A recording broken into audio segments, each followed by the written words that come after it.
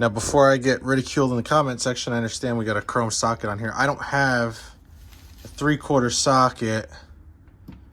That's a 3/8 drive. But let's see how this guy does.